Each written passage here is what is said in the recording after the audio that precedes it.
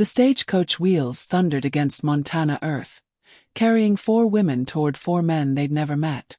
But Eleanor Vance clutched her youngest sister's hand and whispered the truth none of them dared speak aloud. They were running for their lives. The matrimonial agency letter had been their salvation.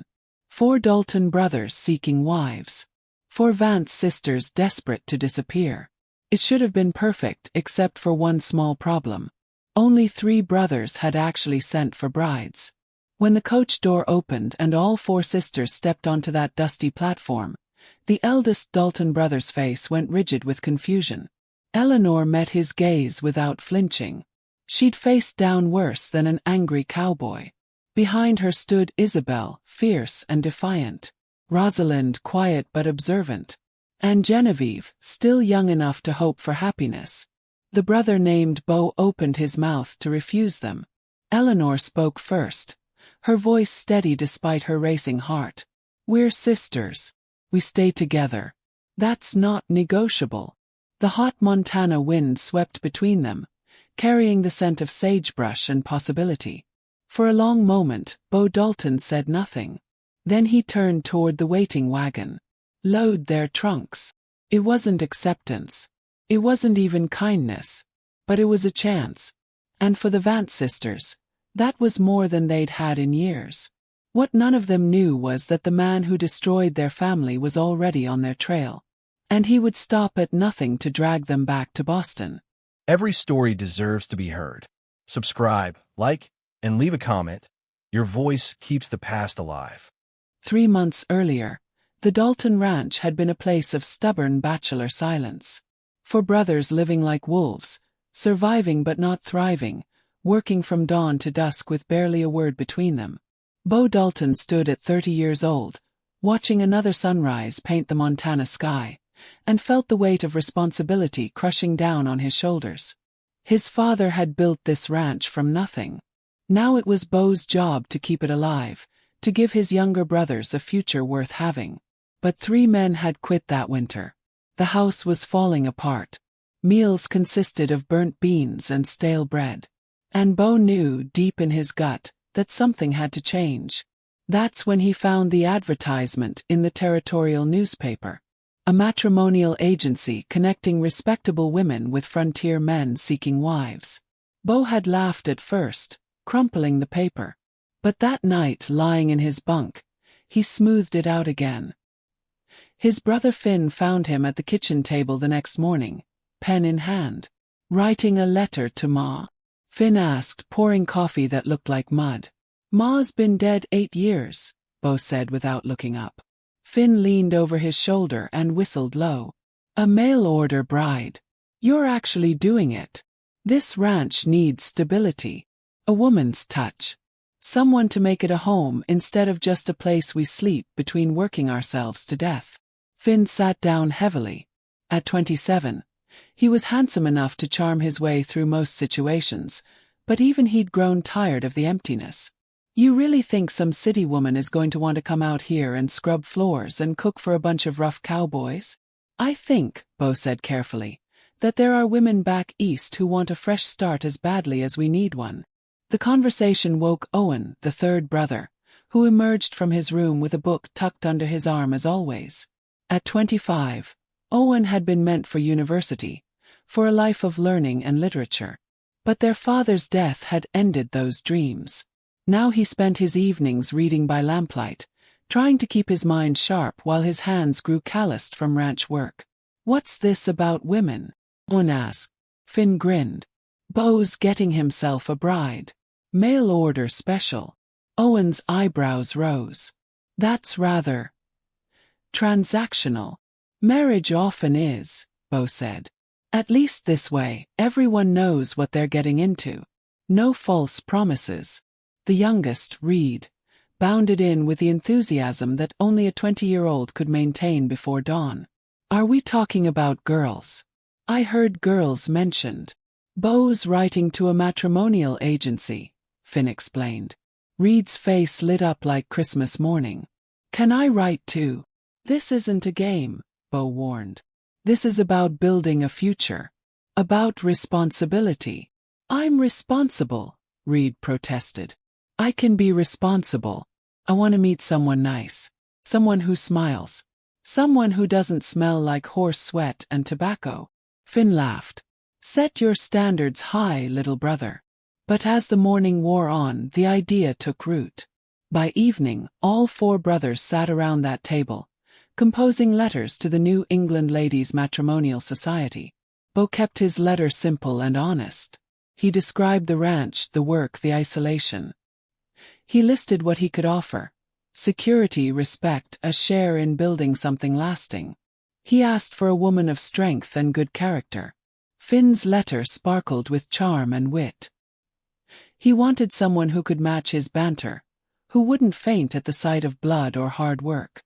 Owen wrote poetry without meaning to, describing the Montana landscape in ways that made it sound like something from a storybook. He asked for someone who appreciated beauty in unexpected places. Reed's letter was short and earnest. He wanted someone kind. That was all. Just someone with a gentle heart.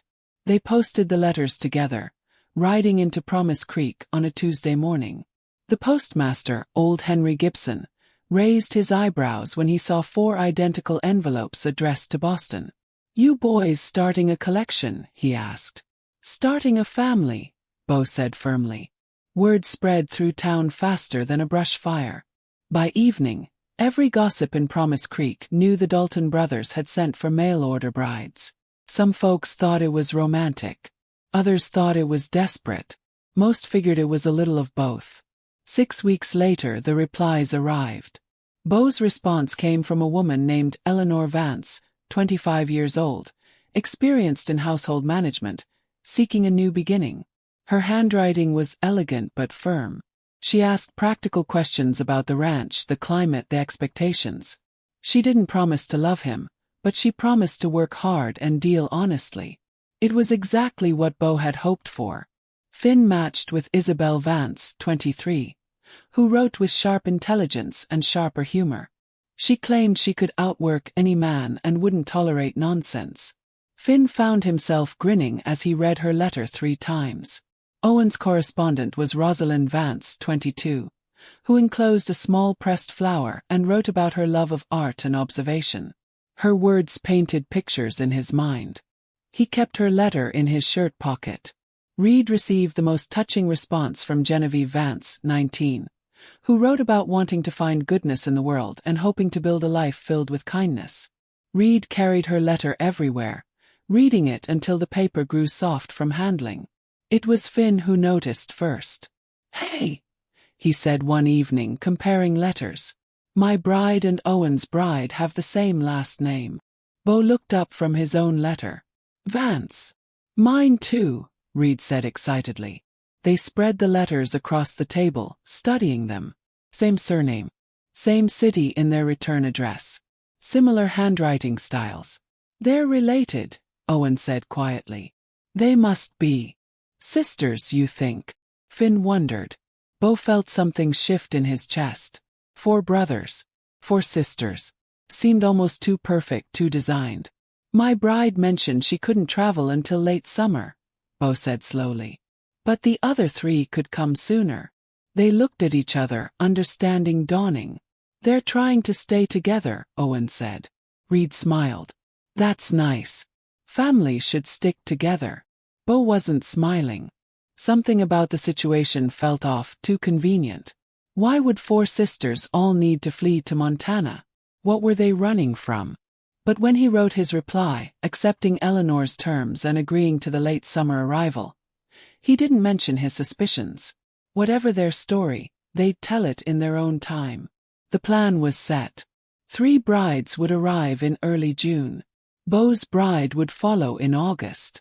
The brothers had 3 months to prepare the ranch house for company. They painted walls, fixed the leaking roof, built proper bedrooms with real doors and privacy.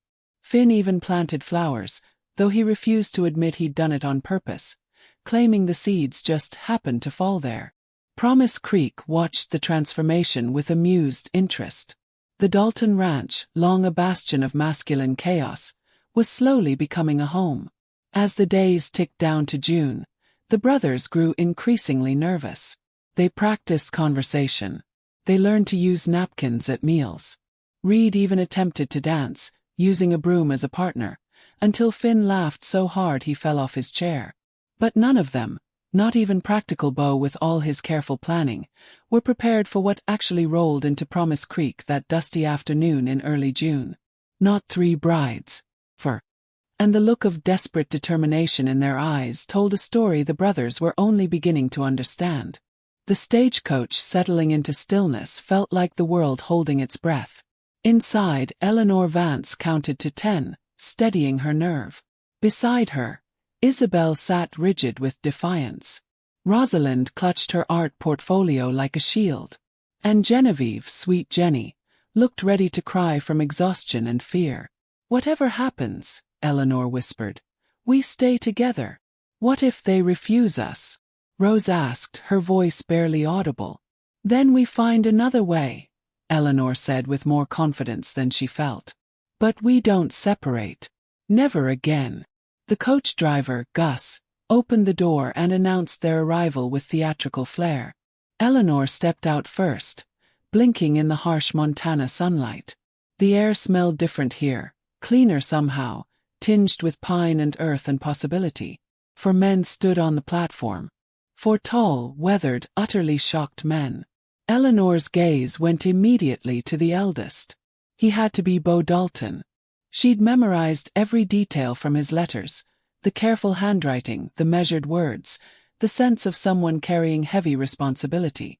In person, he was broader than she'd imagined, with sun-darkened skin and eyes that held both strength and wariness.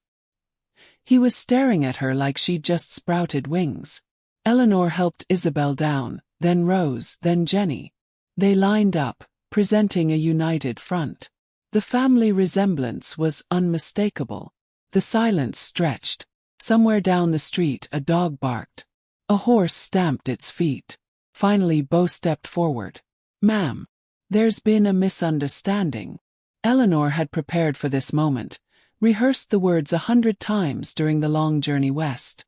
But standing here, facing the man who represented their last hope, she found her carefully planned speech deserting her. "Mr. Dalton," she said, keeping her voice steady. "I'm Eleanor Vance. These are my sisters, Isabel, Rosalind, and Genevieve." "I can see your sisters," Beau said carefully. "But I wasn't expecting my bride until August." "The agency made an error," Eleanor said. It wasn't quite a lie. The agency had made many errors, including listing 4 Dalton brothers when only 3 had actually requested brides for immediate travel. Eleanor had seen an opportunity in that mistake and seized it. "We chose to travel together." "Chose," Beau repeated, and Eleanor heard the question beneath it. One of the other brothers, the handsome one with the easy smile that didn't quite reach his eyes right now, let out a low whistle. "Well, this is a complication." "Finn," Beau said sharply. "I'm just saying what we're all thinking." The quiet brother, the one Eleanor guessed was Owen, stepped forward. His gaze went to Rose, lingering on the portfolio she held. "You're the one who loves art," he said softly. Rose nodded, color rising in her cheeks. The youngest brother, barely more than a boy, had eyes only for Jenny. "You're even prettier than your letter," he blurted, then turned crimson. Jenny, bless her, smiled gently. "You're very kind, Mr. Dalton." "Read," he said quickly. "Just read." Eleanor watched the interactions, noting alliances forming already. They needed every advantage. But Beau Dalton remained unmoved, studying them with those sharp, analytical eyes. "Mr. Dalton," Eleanor tried again. "I understand this is unexpected. But we're here. We've traveled 2,000 miles. We're willing to work, to contribute. We're asking for a chance." "A chance at what exactly?" Beau asked, not unkindly but firmly. Eleanor lifted her chin. "A new life." Something flickered across Beau's face. Understanding, maybe. Or suspicion. He looked at each sister in turn, seeing their worn traveling clothes, their meager luggage, the way they stood so close together, like soldiers expecting attack. "1 month," Beau said finally. You can stay at the ranch for 1 month. We'll sort out the arrangements during that time. After that, we'll see. It wasn't agreement to the marriages. It wasn't even full acceptance. But it was shelter and time, and that was more than Eleanor had dared hope for. Thank you, she said, meaning it deeply. Bo nodded to the driver. Gus, load their trunks. As the older man moved to comply, Bo turned back to Eleanor. Fair warning, Miss Vance. The ranch is isolated. The work is hard. And I expect honesty. If there's something you're not telling me, I'd rather know it now. Eleanor met his gaze steadily. Mr. Dalton, everyone who comes west is running from something. I suspect you understand that better than most. A muscle twitched in Bo's jaw.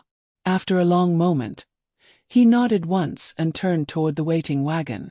The ride to the ranch took an hour, winding through landscapes that stole Rose's breath and made Jenny exclaim with wonder.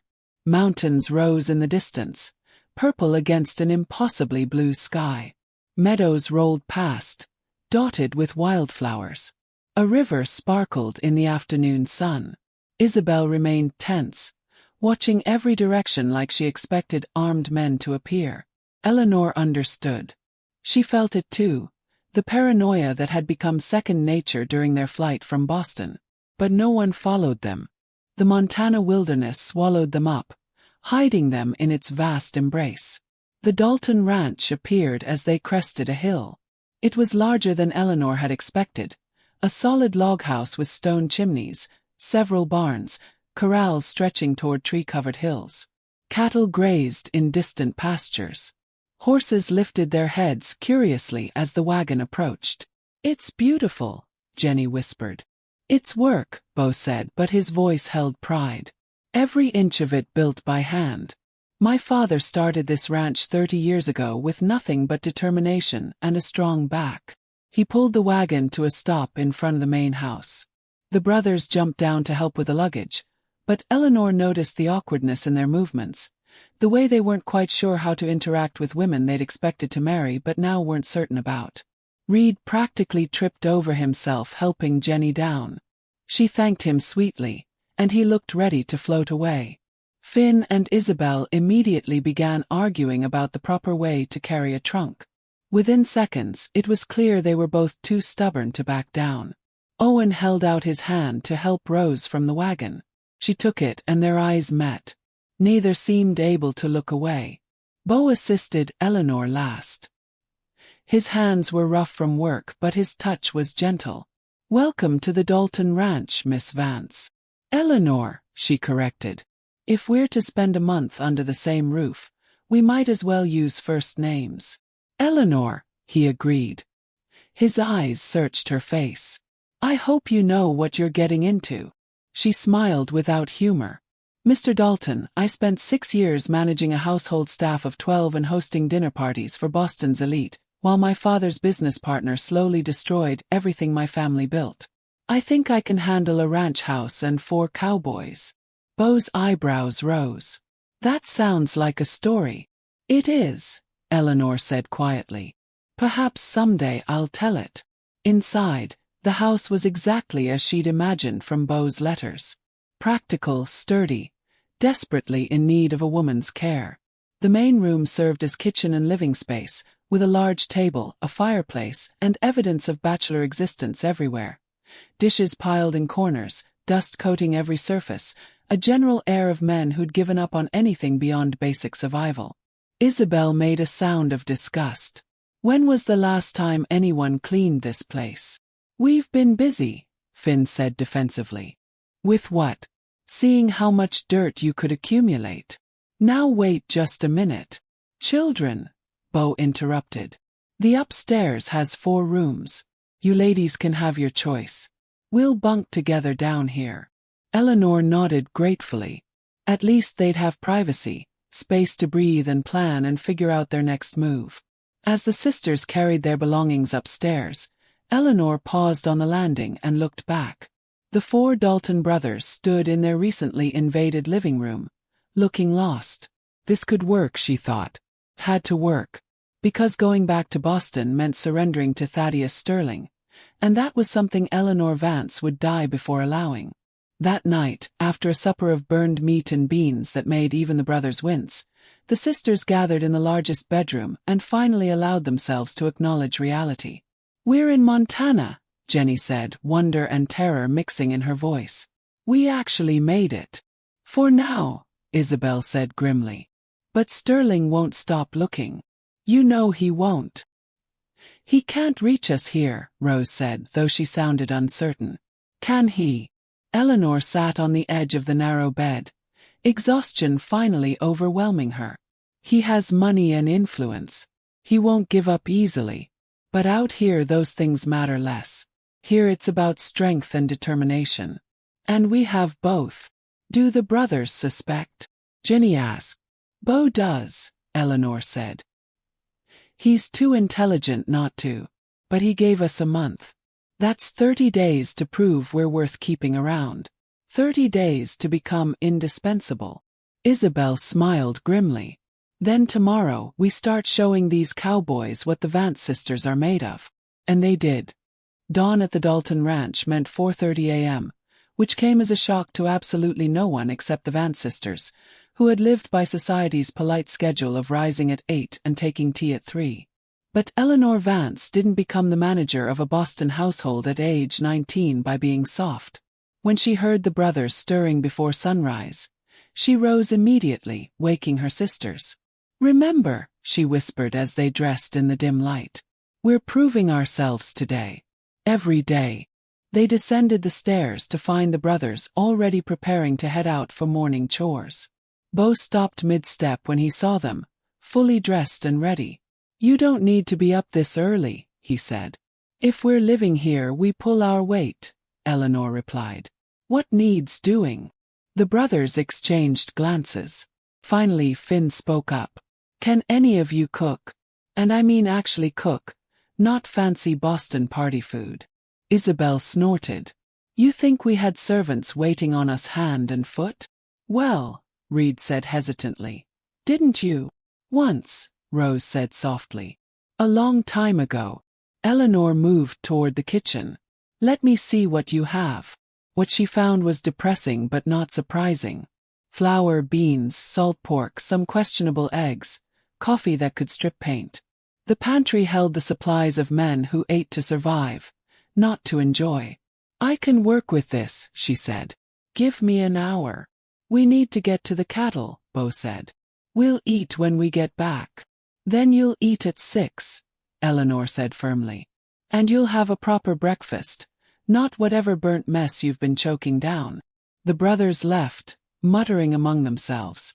Through the window, Eleanor watched them head toward the barns, and she caught Beau looking back at the house with an expression she couldn't quite read. "Sisters," Eleanor called. "Let's show them what we can do." They worked like a small army.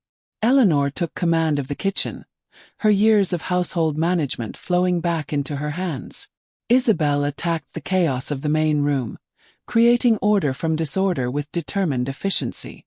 Rose set up a small area for mending, noticing immediately that the brothers' clothes were held together with hope and poor stitching. Jenny started on the mountain of dishes, singing softly as she worked. When the brothers returned at 6, the house had transformed. The dishes were clean and stacked. The floors were swept. The table was set with care. And the smell of fresh biscuits, fried eggs, and real coffee filled the air. The 4 men stopped in the doorway, staring. "Is that bread?" Owen asked, sounding odd. "Biscuits," Eleanor corrected. "Sit.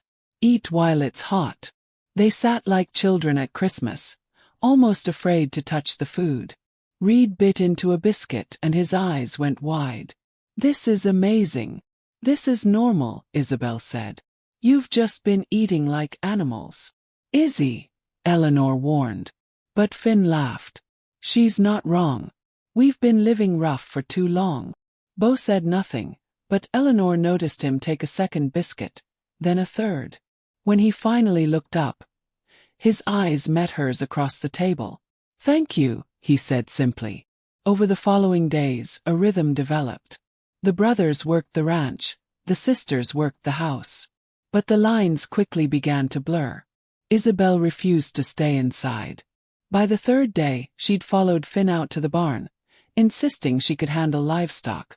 Finn was skeptical until she wrestled a stubborn calf into submission with skill that made even him pause. "Where did you learn that?" he demanded. "My uncle had a farm," Isabel said. Before everything fell apart. She wouldn't elaborate, but Finn stopped questioning her abilities. Instead, he found himself asking for her help and then just wanting her company. Rose discovered Owen's small collection of books and nearly wept with joy. They were battered, well-read, beloved. She found him reading by lamplight one evening and simply sat beside him, sketching the profile of his face as shadows danced across it. He didn't notice for 20 minutes. When he finally looked up and saw the drawing, he was speechless. "That's how I see you," Rose said quietly. "Is it accurate?" "It's better than accurate," Owen whispered. "It's true." Reed followed Jenny everywhere, which would have been annoying except Jenny seemed to genuinely enjoy his constant questions and enthusiasm. She taught him the names of wildflowers. He showed her how to spot deer in the tree line. They were young enough that falling in love seemed as natural as breathing. But Beau and Eleanor circled each other like wary animals, both carrying too much responsibility, both hiding too many secrets. It was Eleanor who finally forced the conversation. A week into their stay, she found Beau alone in the barn at dusk, working on a saddle repair. She approached quietly, and he looked up with those careful, measuring eyes. "You work hard," he said. "All of you do. We told you we would." "You did." Beau set down his tools. "But that's not why you're here, is it? To prove you can cook and clean." Eleanor had known this moment would come. She'd prepared for it, rehearsed her answers. But standing here, facing this man who'd shown them unexpected kindness, the practiced lies stuck in her throat. "We needed to disappear," she said finally. "That's the truth." And 4 Dalton brothers looking for wives seemed like the perfect way to vanish. Disappear from what? Eleanor looked toward the open barn door, toward mountains purple in the fading light. "From a man who believes he owns us. Who destroyed my father and thinks that gives him the right to control what's left of our family." Beau was quiet for a long moment. "Does this man have legal claim?" "He has money. In Boston that's the same thing." "This isn't Boston." "No," Eleanor agreed. "It's not." Beau studied her face. "You're afraid he'll find you." "I'm certain he'll try." She met his gaze directly. "I'm sorry we weren't completely honest. But we weren't lying about wanting to be here, about wanting to make this work. We just need time. And distance. And maybe something real to replace what we lost." "1 month," Beau said again. "That was the deal. I remember. After that month, if you want to stay, you stay as a true bride. With all that entails." Eleanor's breath caught. "And if you want us to leave, I'll make sure you're safe. I'll give you enough money to start over somewhere else. Somewhere this man from Boston can't find you." It was more than fair. More than generous. Eleanor felt unexpected tears prick her eyes. "Why?" she asked. "Why help us at all?" Beau picked up the saddle again, running his thumb along the leather. "My mother ran away from a bad situation to come west with my father. She used to tell us that the frontier was where people went to become who they were meant to be, not who circumstance made them. I figure you deserve the same chance she got." That night, Eleanor lay awake in the darkness, listening to her sister's quiet breathing around her. For the first time in years, she felt something strange and unfamiliar. 2 weeks into their stay, the Dalton ranch had become unrecognizable. The house gleamed. The meals were sophisticated enough to serve at a Boston dinner party, yet hearty enough for working men. The garden that had been overgrown and neglected now showed neat rows of vegetables, tended by Jenny's gentle hands. But more than the physical changes, something else was shifting. Something none of them had quite expected. They were becoming a family. Started small. Reed teaching Jenny to ride. His patience endless as she struggled to master the basics. Her laughter when she finally managed to canter. his pride shining brighter than the Montana sun. Or Owen and Rose spending evenings together, she sketching while he read aloud, their quiet companionship needing no words to feel complete. Finn and Isabel were louder about everything, arguing about every single topic imaginable, yet somehow always ending up working side by side. Her sharp intelligence matching his quick wit until neither could remember what they'd been fighting about. And Beau and Eleanor, the leaders, the protectors, slowly learning to share the burdens they each carried alone for so long. It was Eleanor who noticed Beau favoring his left leg after long days. She didn't ask, just left a jar of liniment on his bunk with a note, "For old injuries." He started leaving wildflowers on the kitchen table every morning. No note, no acknowledgement, just fresh blooms picked at dawn. The people of Promise Creek noticed the changes. When the Daltons came to town for supplies, they no longer looked like desperate bachelors. They looked like men who had something to go home to. Mrs. Henderson at the general store cornered Eleanor during one shopping trip. "My dear, the transformation is remarkable. Those boys haven't looked this healthy in years." "They're good men," Eleanor said carefully. "They just needed someone to see it. And you girls, are you happy?" It was a simple question, but it made Eleanor pause. When was the last time anyone had asked if she was happy? "I think," she said slowly, "we're getting there." But happiness, Eleanor knew, was a fragile thing. And theirs was built on foundations of secrets and fears. The cracks started showing in small ways.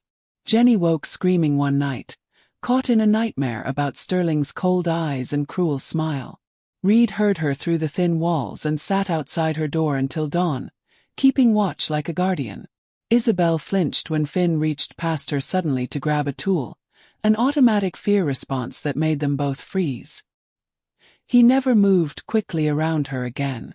Rose stopped eating, stress and old anxieties creeping back. Owen noticed and began leaving small plates of food in places he knew she'd find them, never mentioning it, just making sure she was cared for. And Eleanor, who held everything together for everyone else, sometimes stood at the window late at night, staring east toward Boston, waiting for the inevitable moment when their past caught up with them. Beau found her there one such night. "Can't sleep?" he asked quietly. "Too many thoughts." He stood beside her, close enough that she could feel his warmth. "Want to share them?" Eleanor considered deflecting, protecting him from the truth. But she was tired of carrying everything alone. "His name is Thaddeus Sterling," she said. "He was my father's business partner. When my father died suddenly, Sterling took control of everything. The business, the assets, the properties. He left us with nothing." "That's not legal," Beau said. "It is when you have the right lawyers and judges in your pocket. Sterling claimed my father had been embezzling, that he'd destroyed the company with reckless decisions. None of it was true, but truth didn't matter. Sterling had the power to shape the narrative. What did he want from you?" Eleanor's hands tightened on the windowsill. "Control. He offered to take care of us, to maintain our lifestyle and reputation. In exchange, he wanted." She couldn't finish. "He wanted you to marry him," Beau said flatly. "Yes. And when I refused, he made our lives increasingly difficult. Cut off our remaining funds. Bred rumors. Made it impossible for my sisters to make good matches. We were slowly being cornered, trapped. The matrimonial agency letters were our escape route." "Does he know where you went?" "Not yet. But he'll figure it out eventually. Men like Sterling don't accept defeat." Beau was quiet for a long moment. When he spoke, his voice was steel. "If he comes here, he'll have to go through me first." Eleanor turned to look at him. This man she'd known for mere weeks but who felt solid and real in ways her entire previous life hadn't. "You'd risk everything for us. For people who lied to you." "You didn't lie about the important things," Beau said. "You work hard. You're loyal to your family. You keep your word. That's what matters." "That's not how Boston society saw it." "Good thing we're in Montana then." Despite everything, Eleanor smiled. "Yes, good thing. The next morning brought an unexpected visitor. A circuit preacher named Reverend Walsh rode up to the ranch, explaining he was traveling through the territory performing marriages and baptisms. He'd heard the Dalton brothers had brides now and thought they might want to make things official. The question hung in the air like summer lightning. The brothers looked at the sisters. The sisters looked at each other. "It's only been 2 weeks," Owen said quietly. "We agreed to a month," Bo added. But Reed stepped forward, his young face earnest and determined. "I don't need a month. Jenny, I know this is fast, but I know how I feel. Will you marry me?" Jenny's eyes filled with tears. "Reed, you don't have to answer now," he said quickly. "But I wanted you to know. I want this to be real." Finn cleared his throat. "Well, hell. Might as well jump in with both feet." He turned to Isabel. "What do you say is? Want to make an honest man out of me?" "I don't think that's possible," Isabel said, but her eyes were shining. "But I'll marry you anyway." Owen took Rose's hand gently. "I would be honored if you'd consent to be my wife. For real. Not because of an agency or arrangement, but because when I imagine my future, you're in every part of it." Rose nodded, too moved to speak. 3 couples ready to take the leap. All eyes turned to Bo and Eleanor. "We should talk," Bo said. They walked away from the house, toward the creek that ran through the property. Reverend Walsh called after them that he'd wait as long as needed. By the water, Eleanor sat on a sun-warmed rock. Bo stood nearby, hands in his pockets, looking anywhere but at her. "This isn't how I imagined this conversation," he finally said. "How did you imagine it?" "More time. More certainty. Not standing here feeling like if I don't ask right now, I'll lose my chance." Eleanor's heart beat faster. "Your chance at what?" Bo finally looked at her directly. "At something real. At a partner, not just a convenient arrangement. At someone who understands what it means to carry responsibility, who won't break under the weight of this life. You barely know me. I know you're strong. I know you're loyal. I know you've survived things that would have destroyed weaker people. I know when you smile, really smile, it makes everything seem possible." He paused. "I know I'm not romantic like Owen or charming like Finn. I'm just a rancher with more work than sense and a habit of speaking plain. But I'd like to try. If you're willing." Eleanor stood, moving closer to him. "I came here running from something. But standing here now, I think maybe I was running toward this. Toward you. Toward a life where strength matters more than social standing, where honesty counts more than appearances. Is that a yes? Ask me properly and find out." Bo smiled, a rare genuine smile that transformed his entire face. He took both her hands. "Eleanor Vance, will you marry me? Will you be my partner in building this ranch and this life? Will you trust me to protect you and your sisters from whatever comes?" "Yes," Eleanor said. "To all of it. Yes." When they returned to the house, hand in hand, everyone cheered. Reverend Walsh married all 4 couples that afternoon in the main room of the Dalton Ranch. The ceremony was simple, honest, and surprisingly moving. When it was done, 4 brothers and 4 sisters were bound together legally and, more importantly, emotionally. That night, Promise Creek lit up with celebration. The news spread fast, and neighbors arrived with food and music. The Dalton Ranch hadn't hosted a party in years, but suddenly it was alive with laughter and dancing and joy. As Eleanor danced with Bo under the Montana stars, she allowed herself to forget, just for a moment, about the man hunting them from Boston. Tonight was for happiness. Tomorrow would be soon enough for worry. But tomorrow came faster than anyone expected. The letter arrived on a Wednesday, delivered by the regular mail coach. Owen retrieved it from town along with supplies, not thinking much of the Boston postmark until he saw Eleanor's face drain of color. She took the envelope with trembling hands. The return address was Sterling's law firm. The 4 sisters gathered in their room, now divided into 2 separate spaces for the married couples. They closed the door, but the brothers waited anxiously outside, sensing disaster. Eleanor opened the letter. Her hands shook as she read aloud. Dear Miss Vance, it has come to my attention that you and your sisters have fled Boston without proper authorization from your legal guardian. As executor of your father's estate and guardian appointed by the court, I must insist on your immediate return. Your current situation is unacceptable and potentially dangerous. I have engaged the services of the Pinkerton Detective Agency to locate you and ensure your safe return to Boston. This is your final warning. Return willingly or be returned by force. Regards, Thaddeus Sterling. Isabel swore colorfully. He can't do this. We're adults. We're married now. He doesn't know that, Rose pointed out. Would it even matter? Jenny asked fearfully. He has so much power. Eleanor reread the letter, her mind working through possibilities and problems. He mentions Pinkertons. That means professional investigators, men who won't give up easily. How did he even find us? Isabel demanded.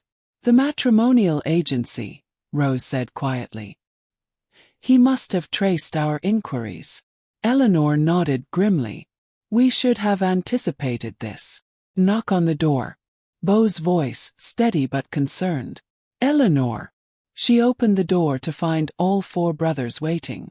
The worry on their faces was genuine, protective. These men who'd known them less than a month were ready to fight for them. It's from Sterling, Eleanor said. He's hired Pinkertons to find us. Beau took the letter, reading it with a deepening frown. When he finished, he looked at his brothers. They had a silent conversation, the kind only people who've lived together for years could manage. We need to prepare, Beau said finally. If detectives are coming, we need to make sure everything is legal and documented. The marriages, the residency, everything. Will that matter? Eleanor asked. He has judges in his pocket back in Boston. This isn't Boston, Finn said firmly. Out here, a marriage performed by a licensed minister is as legal as anything. And you're all adults who made your own choices. He claimed to be our guardian, Isabel said. Court appointed. Owen shook his head. That would only apply if you were minors or declared incompetent. You're neither. His authority here is questionable at best. But he won't see it that way, Eleanor said. He'll come and he'll cause trouble. Let him come, Beau said. There was something dangerous in his voice, a steel Eleanor hadn't heard before. This is our land, home, family. He has no power here. The next week passed in tense anticipation. The brothers taught the sisters to shoot, just in case. Eleanor proved to be an excellent markswoman, which surprised no one who knew her. Isabel was terrifyingly accurate. Rose and Jenny were less comfortable with weapons but learned the basics. The ranch became a fortress without losing its warmth. They continued working, living, building their new lives, but always with one eye on the horizon. The detective arrived on a Monday morning.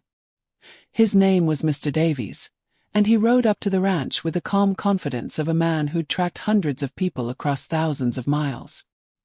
He was professional, polite, and utterly determined. Beau met him on the porch, the other brothers flanking him. A united front.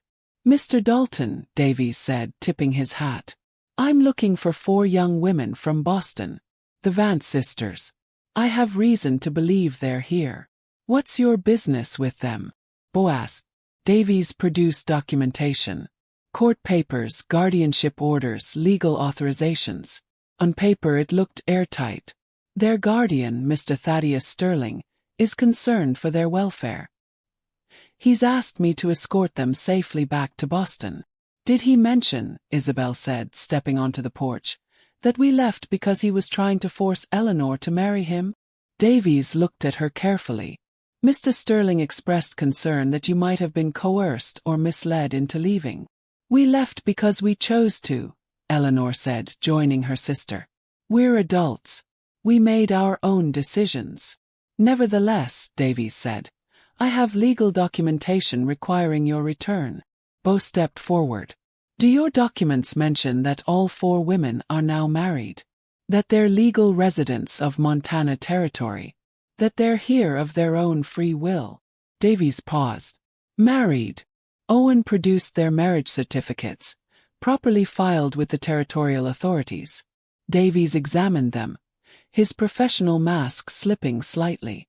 This complicates matters, he admitted. It simplifies them, Beau said. These women are under no obligation to return to Boston. They're legally married, legally residing here, and legally protected by their husbands and the laws of Montana Territory. Davies was quiet for a long moment. Finally, he tucked the papers away. I'll need to report this to Mr. Sterling. He won't be pleased. That's not our concern, Eleanor said.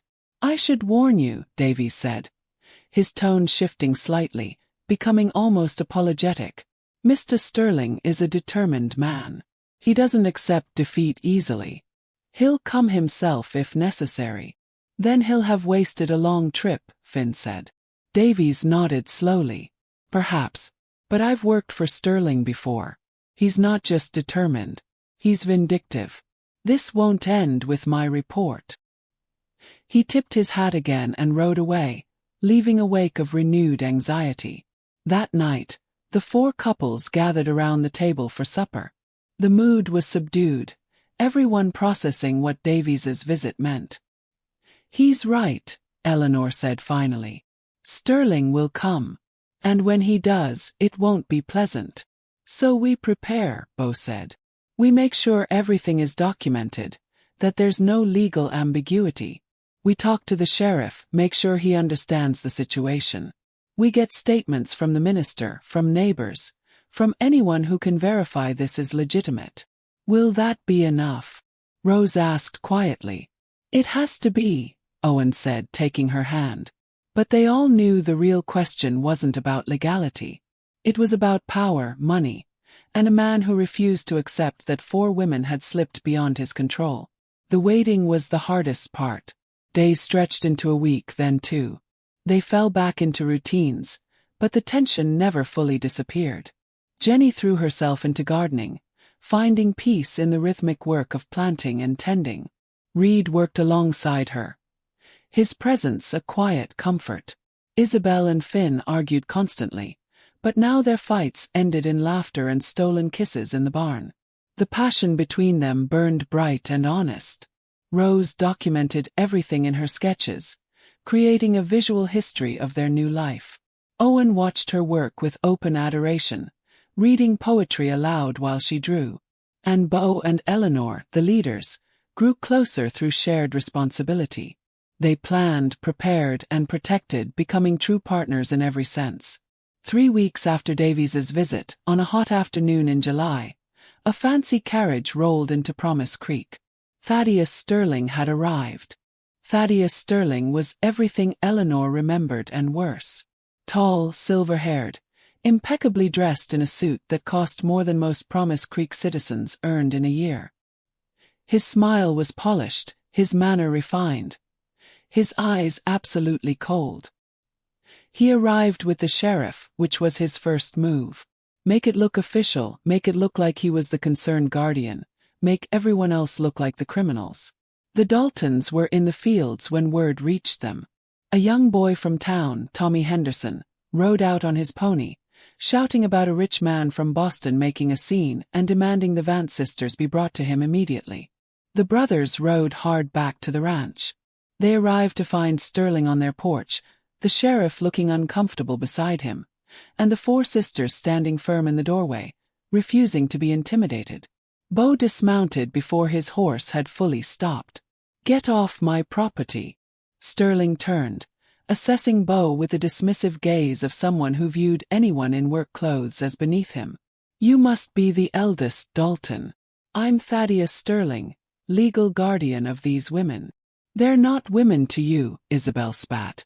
"We're property you think you own." "Mind your tongue, Isabel," Sterling said coldly. "Your behavior only confirms how much you need proper guidance."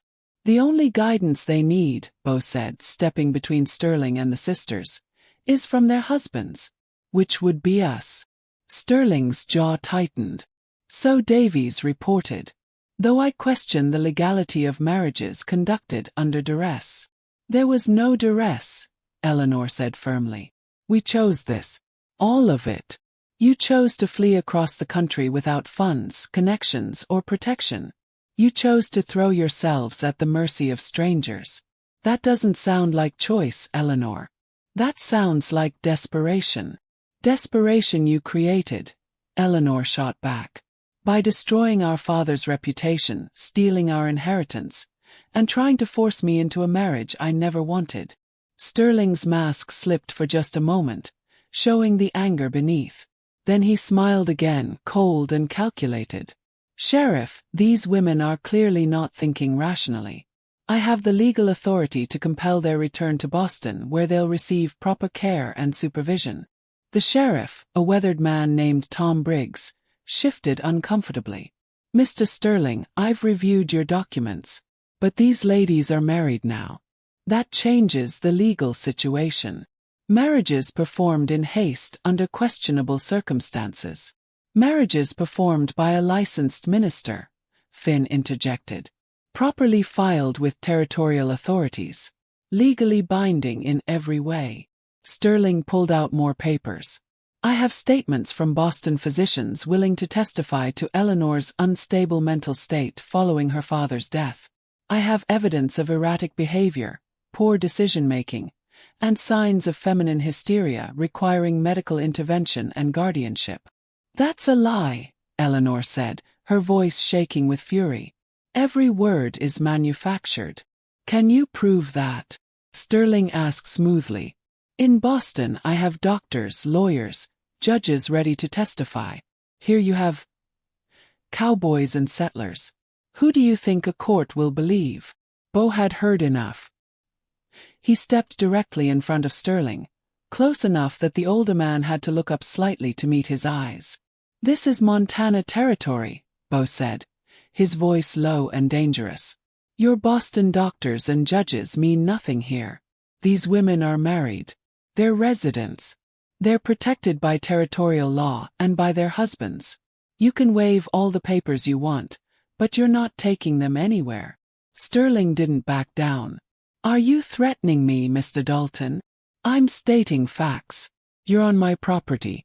You're harassing my family. In Montana, we have straightforward ways of dealing with that. The sheriff stepped between them. Gentlemen, let's keep this civil. There's nothing civil about a man who crosses a continent to harass 4 women who want nothing to do with him, Owen said quietly, but his voice carried weight. Sterling laughed, but it was ugly. You really think you can win this? I have resources you can't imagine. I can make your lives miserable. I can tie you up in legal proceedings for years. I can ruin your ranch, your reputation, everything you've built. You can try, Bo said. But you're far from Boston now. Out here, your money doesn't buy automatic respect. You have to earn it. And threatening families isn't the way to do that. Is that so? Sterling turned to the sheriff. Sheriff Briggs, I'm formally requesting you take these women into protective custody until this matter can be properly adjudicated. Briggs looked deeply uncomfortable. Mr. Sterling, I don't have grounds for that. They haven't committed any crime. They're married adults living on their husband's property. They fled Boston under suspicious circumstances. They traveled west to marry. That's not illegal. It's common. Sterling's composure was cracking. Sheriff, I strongly suggest you reconsider. I have friends in the territorial government. Are you threatening me now? Briggs asked, his tone cooling considerably. I'm simply stating facts. Then here's a fact, the sheriff said. In Montana, we don't take kindly to outsiders coming in and throwing their weight around. These ladies seem content. Their marriages are legal. And unless you have evidence of actual wrongdoing, I've got no cause to intervene. Sterling's face flushed with anger. He turned back to Eleanor. This isn't over. I'll return to Boston and come back with proper legal authority. Federal marshals if necessary. On what grounds? Eleanor challenged. We're adults. We're married. We've committed no crimes. You have no legitimate authority over us, and you never did. The guardianship was a legal fiction you manufactured after my father died. Your father was a thief and a fraud." Eleanor's hand moved so fast no one saw it coming. The slap echoed across the yard like a gunshot. Sterling staggered back, one hand to his reddening cheek. For a moment, the fury in his eyes was naked and terrible. "You'll regret that," he hissed. "The only thing I regret," Eleanor said, her voice steady despite her shaking hands, "is that I didn't see through you sooner. That I didn't protect my father from your schemes. But I see you clearly now, Thaddeus. You're a small, cruel man who mistakes control for power, who can't stand that 4 women would rather face an uncertain future than spend one more day under your thumb." "I loved you," Sterling said, and for the first time, something real cracked through his composure. "I would have given you everything. You wanted to own me. That's not love." Sterling straightened, adjusting his jacket, rebuilding his mask. "This isn't finished. I'll be back with proper authority. These marriages will be annulled. And you'll all face consequences for this farce." He turned and stalked toward his carriage. But before he could reach it, a new voice spoke from the edge of the property. "I wouldn't be so certain about that, Mr. Sterling."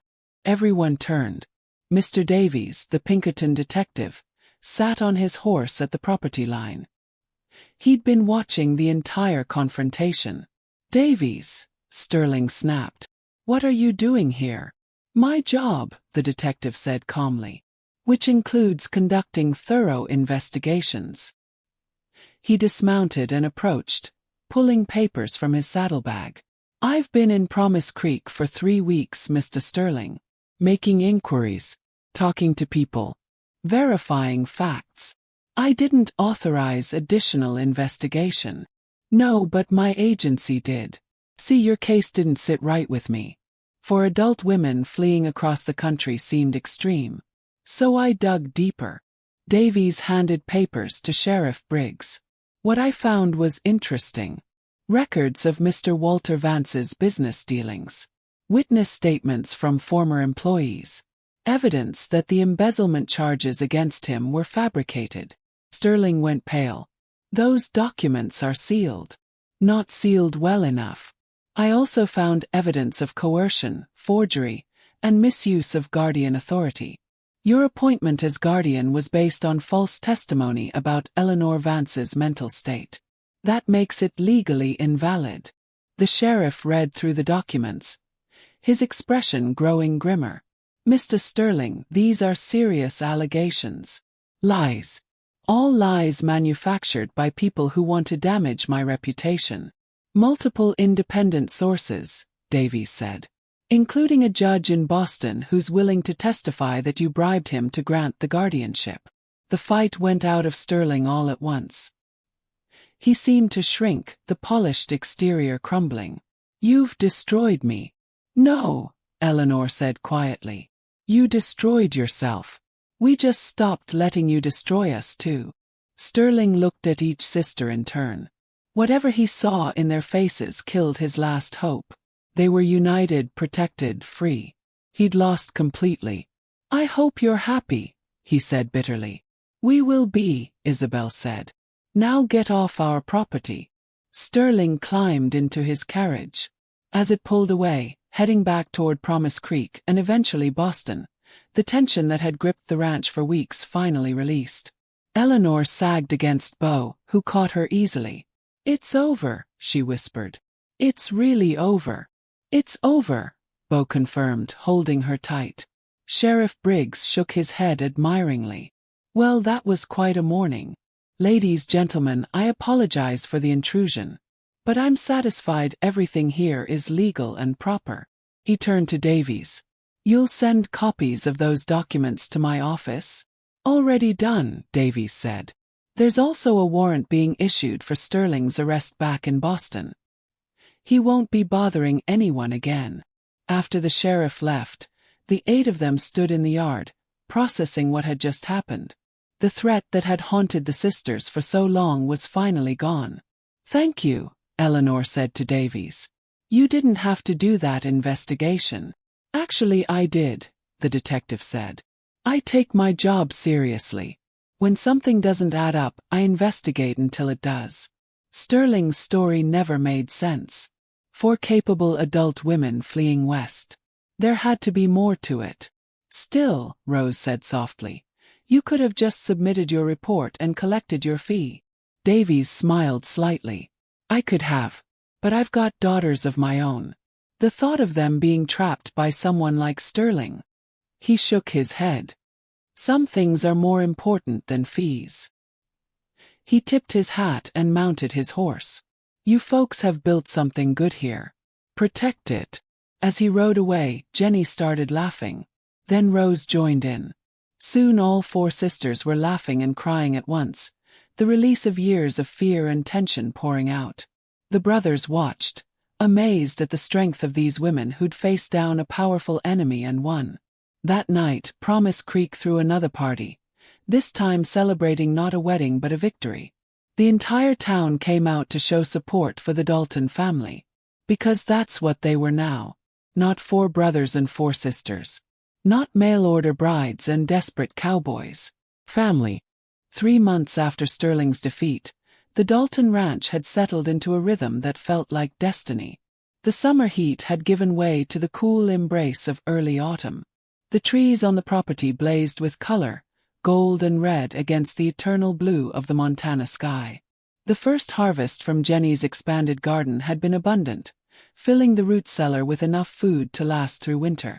But more than physical provisions, the ranch was rich with something that couldn't be stored or measured: genuine happiness. Eleanor stood on the porch one October morning, watching Bo work with a new horse in the corral. His patience with the skittish animal was the same patience he'd shown her when she first arrived, wary and defensive. Now, watching him move with quiet confidence, she felt a surge of affection so strong it surprised her. Still can't quite believe it's real, can you? Isabel asked, joining her sister. Sometimes I wake up expecting to be back in Boston, trapped in that horrible house, listening to Sterling's footsteps in the hallway. We're safe now. Really safe. Eleanor nodded. I know. It's just, happiness takes getting used to when you've been running for so long. Isabel leaned against the porch rail.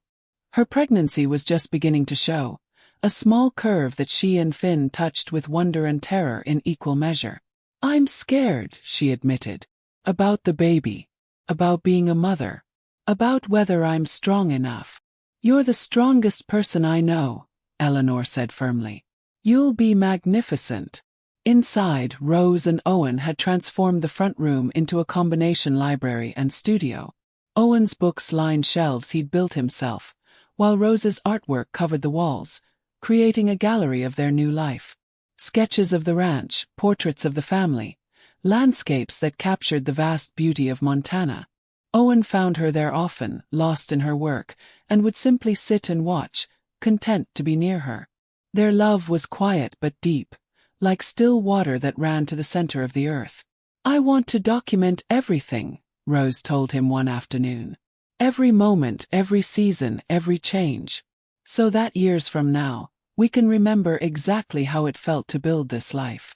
We're living a story worth remembering, Owen agreed. Reed and Jenny were the easiest couple to read, their affection loud and joyful. They worked side by side every day, Reed teaching Jenny about the ranch while she taught him patience and observation. She'd opened his eyes to details he'd never noticed, the way morning light caught on spiderwebs, how birds had different calls for different times of day. You make everything beautiful, Reed told her one evening as they watched the sunset paint the sky impossible colors. The beauty was already there, Jenny said. I just help you see it. But Bo and Eleanor's relationship had deepened in ways that surprised them both. They'd started as a practical arrangement, 2 leaders joining forces for mutual benefit. But somewhere along the way, respect had become admiration, and admiration had become love. It was Bo who noticed Eleanor still didn't sleep well, who heard her moving through the house at night, checking locks and windows, unable to fully shake the habit of vigilance. One night, he found her on the porch at 3 in the morning, wrapped in a blanket, staring at stars. He's not coming back, Bo said gently, sitting beside her. I know. Rationally, I know.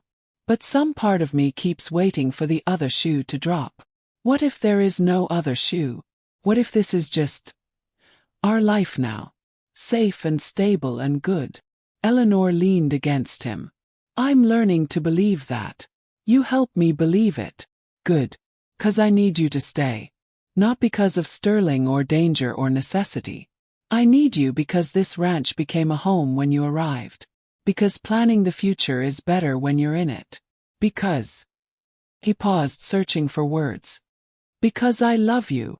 It was the first time he'd said it plainly. Eleanor's breath caught. I love you too, she whispered. I didn't think I could, not after everything. But you made it possible. They sat together until dawn, watching the stars fade and the sun rise over their land. Their home, their future. The arrival of autumn brought not just changing leaves but changing fortunes for the entire family. Bo had negotiated a major cattle contract with a railroad company, securing the ranch's financial future for years. The success was sweet, but sweeter still was sharing it with Eleanor, who understood every detail of the business and helped him plan for expansion. We could build a bigger house, Bo suggested one evening over supper. Something with proper rooms for everyone, space for future children, maybe even a dedicated office for managing the books. Children, Isabel said, touching her belly. Plural. You planning on starting a dynasty, brother? Why not? Finn grinned. We've got the land for it. And between the four of us, we ought to be able to produce a decent next generation. Some of us are already working on it, Reed pointed out, making Jenny blush. We'll need a school eventually, Owen mused. I could teach. Rose could teach art. We could create something remarkable here. We already have, Rose said softly, looking around the table at her family. This, right here. This is remarkable. The first snow came in late November, transforming the ranch into a winter wonderland. The work didn't stop, but it changed, became about preparation and maintenance rather than constant expansion. The brothers taught the sisters winter skills. How to read weather in the clouds, how to protect livestock in bitter cold, how to move safely through deep snow. The sisters taught the brothers refinement. How to appreciate music and art. How to have conversations that ranged beyond cattle and horses. How to build a life that fed the soul as well as the body. Christmas at the Dalton Ranch was a revelation. They decorated with pine branches and candles, cooked an enormous feast, and invited half of Promise Creek to celebrate. The house overflowed with neighbors and laughter, music and warmth. Mrs. Henderson cornered Eleanor during the party. My dear, you've transformed those boys. The entire town is talking about it. They transformed us just as much, Eleanor said. We saved each other. As winter deepened, the couples drew closer. Isabel and Finn argued less and laughed more, their passion tempered by approaching parenthood into something sustainable and strong. Owen and Rose existed in their own peaceful world, where books and art and quiet conversation satisfied completely. Reed and Jenny remained young and enthusiastic, their optimism infectious. And Bo and Eleanor became the anchor, the steady center around which everything else revolved. They made decisions together, faced challenges together, built dreams together. One January evening, with snow falling soft outside and fire crackling in the hearth, Bo made an announcement. I've been thinking, he said, gathering everyone's attention. This ranch has been the Dalton Ranch for 30 years. But it's not just Daltons anymore. It's Daltons and Van Cess. It's all of us. So I propose we rename it the Dalton Vance Ranch. Equal partners in everything. The sisters stared at him, moved beyond words. You don't have to do that, Eleanor finally managed. I want to. We all do. Bo looked at his brothers, who nodded. This is our family. All of us. And families should share everything, including the name. So it was decided. The Dalton Vance Ranch was officially born, a symbol of unity and shared purpose. Spring arrived with mud and new life. Isabel gave birth to a daughter they named Margaret, after her mother. The tiny girl had her mother's fire even from the first cry, and Finn looked at his daughter with awe that made his brothers tease him mercilessly. Who knew tough Finn would turn to mush over a baby? Reed laughed. You'll understand soon enough, Finn shot back, because by then, Jenny was also pregnant. The ranch expanded that spring. More cattle, more land, more buildings. The new house Bo had promised began taking shape, a sprawling structure that would accommodate the growing family and the generations to come. Promise Creek grew alongside them. New businesses opened, new families arrived, and the Dalton Vance Ranch became known as a place where hard work, loyalty, and family mattered more than anything else. Eleanor found herself becoming a leader not just for her sisters but for the entire community. Women came to her for advice, for support, for the kind of practical wisdom that came from surviving the worst and building something beautiful from the ashes. You've become what Sterling tried to prevent, Bo told her one evening. Strong, independent, influential. Everything he feared. I became what I was meant to be, Eleanor corrected. What I couldn't be in Boston. The frontier didn't change me. It freed me. As summer returned, completing the circle of their first full year together, the 8 original members of the Dalton Vance family gathered on the porch of their completed new house. Little Margaret slept in Isabel's arms. Jenny's pregnancy was obvious now. Rose had just sold her first painting to a collector in Helena. They looked out over land they'd worked together, over a future they'd built from courage and desperation and unexpected love. Worth it, Finn said. All of it. Every difficult day. Every moment, Isabel agreed. And it was. 20 years later, the Dalton Vance Ranch had become a Montana legend. The original log house still stood, preserved as a reminder of humble beginnings. But around it had grown a small empire. The main house massive and welcoming, barns and outbuildings, homes for the ranch hands, a schoolhouse where Owen taught literature and Rose taught art, and a small chapel where Reverend Walsh, now old and gray, still performed marriages and baptisms for the ever-growing community. The 4 original couples sat on the porch of the main house one evening in late summer, watching the next generation play in the yard before them. Margaret Dalton, now 19, was a force of nature like her mother, currently arguing passionately with her cousins about women's suffrage. She'd inherited Isabel's fire and Finn's charm, a combination that would change the world, or at least Montana. Thomas and Sarah, Reed and Jenny's twins, were 15 and already showing the quiet determination of their parents. Thomas wanted to be a doctor. Sarah wanted to be a rancher. Both would achieve their dreams. The younger children, ranging from 12 down to 5, represented the continuing growth of the family. Each one carried pieces of the 8 founders, creating new combinations of strength, intelligence, creativity, and determination. Eleanor, now 45 with silver threading through her dark hair, watched them with satisfaction. Remember when we thought 4 sisters marrying 4 brothers was complicated? Now we have 16 children between us, Rose said, shaking her head. And 5 grandchildren already. We've created quite the dynasty. Bo, grayer but still strong, took Eleanor's hand. It was always about legacy. Building something that would last. We did that. We're still doing it, Owen corrected. He'd recently published a book about frontier life, with illustrations by Rose. It had become unexpectedly popular back east, where people romanticized the West they'd never experienced. Finn bounced his youngest grandson on his knee. You know what I never told you all? That first day when you stepped off that coach I was terrified. For women, all sisters, all beautiful and capable and obviously running from something. I thought, this is going to be a disaster. It was a disaster, Isabel laughed. Just a productive one. Reed, now 40 and somehow still boyish, smiled at Jenny. I knew from the first moment. The second I saw you I thought, there she is. The rest of my life. You were 20, Jenny teased. You didn't know anything. I knew enough. The conversation drifted, as it often did, to the early days. The fear, the uncertainty, the desperate gamble they'd all taken. Sterling's name came up occasionally now, but without the weight it once carried. He died in prison 5 years ago, his crimes finally catching up to him. Eleanor had felt nothing when she'd heard the news, which seemed fitting. He'd been trying to steal her future, but instead he'd driven her toward it. "Do you ever wonder what would have happened if we'd stayed in Boston?" Rose asked. "No," Eleanor said immediately. "Because I can't imagine a better life than the one we built here." "Can any of you?" None of them could. As the sun set, painting the sky in shades of gold and purple, Margaret approached the porch. "Grandmother Eleanor, I've been thinking about applying to university back east.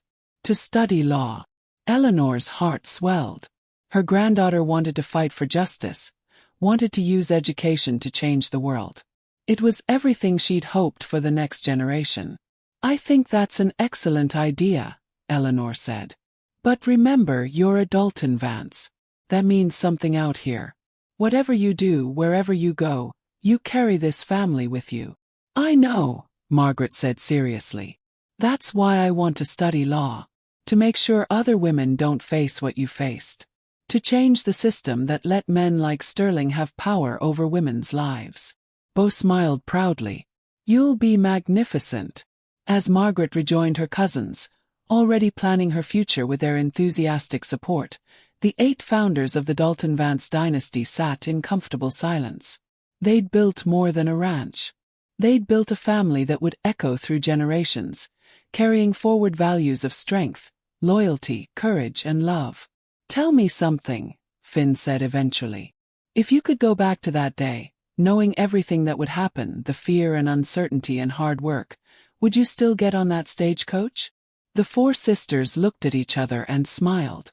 "Absolutely," Isabel said. "Without question," Rose agreed. "Every time," Jenny confirmed. Eleanor looked at Bo, at the life they'd built together, at the family surrounding them, at the legacy stretching forward into a future bright with promise. "In a heartbeat," she said softly. "I'd make the same choice every single time." The Montana wind swept across the ranch, carrying the scent of pine and possibility, the sound of children's laughter, the promise of tomorrow. 4 brothers and 4 sisters had taken a desperate gamble 20 years ago, and they'd won everything that mattered. Not because the journey was easy, but because they'd faced it together.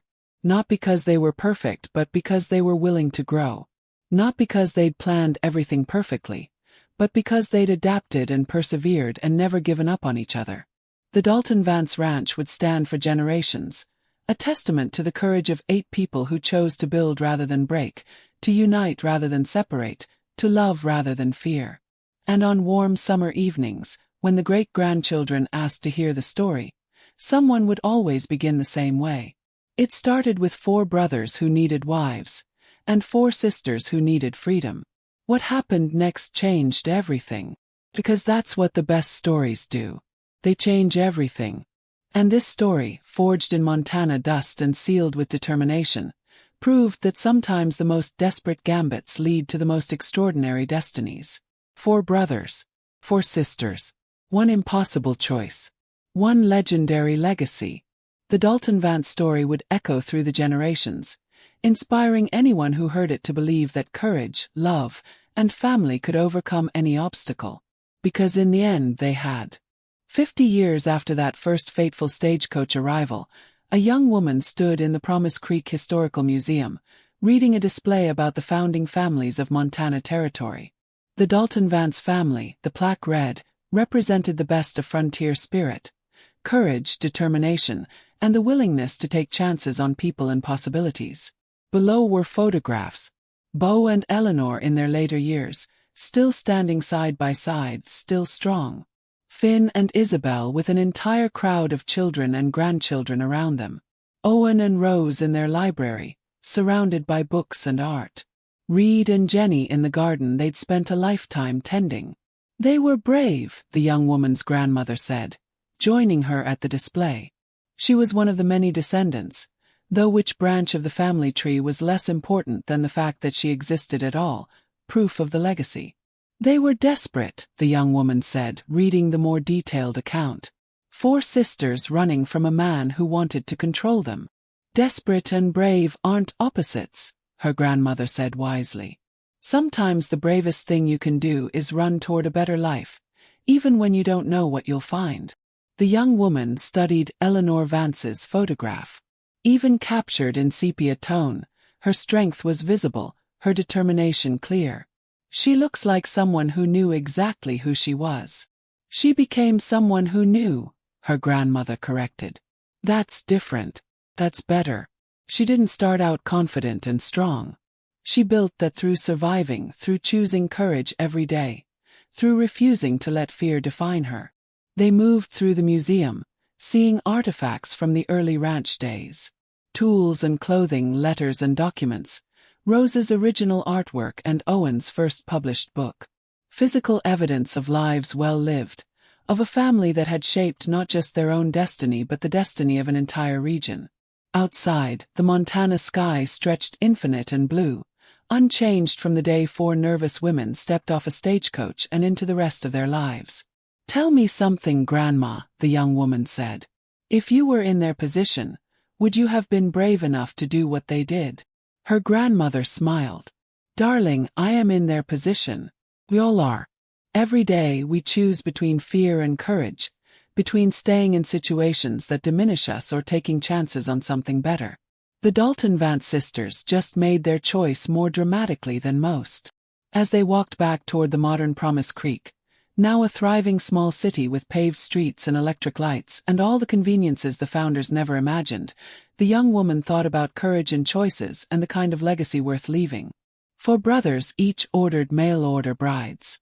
The women who arrived were all sisters seeking true love. What they found was something even better: freedom, family, and the chance to write their own story. And what a story it was!